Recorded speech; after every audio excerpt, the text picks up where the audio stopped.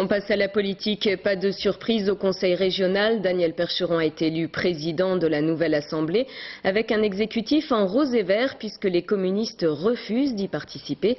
Le point avec Véronique Marchand et Paul-Albert Druon. C'est au deuxième tour de scrutin que les communistes ont accepté d'apporter leurs 18 voix à Daniel Percheron, lui permettant d'être élu avec 73 suffrages, le plein des bulletins de gauche. Suis-je tout à fait digne d'eux? Au début de ce mandat, face à vous, parmi vous, cette question, je me la poserai régulièrement. Et c'est un peu le genre de question que s'est aussi posé Jean-Paul Delevoye. Nommé médiateur de la République, la loi lui permettait de conserver son siège. Mais j'estime que sur le plan éthique et moral, cela ne l'est pas. Je vais donc vous transmettre un courrier vous demandant de bien vouloir transmettre à monsieur le préfet de région ma démission de conseiller régional.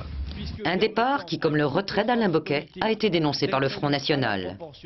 Il nous avait été dit que, bien sûr, en étant candidat tête de liste, on assumerait le mandat, on assumerait ses responsabilités. Bien sûr, on siégerait au sein du Conseil régional. Et bien, une fois de plus, eh bien, les paroles n'ont pas été tenues. Il a fallu 3 tours de scrutin pour élire à la majorité relative l'exécutif et ses 15 vice-présidents.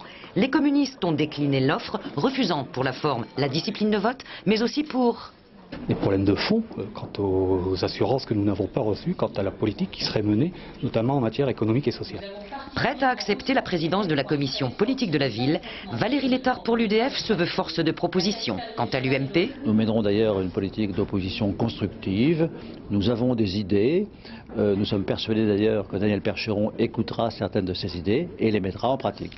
Et parmi les 69 nouveaux élus sur 113, des novices, comme ce jeune socialiste dunkerquois bombardé vice-président au sport, mais aussi des expérimentés, comme les vice-présidents Jack Lang, Catherine Génisson, Marie-Noëlle Lienemann ou Bernard Roman, le bras droit de Daniel Percheron.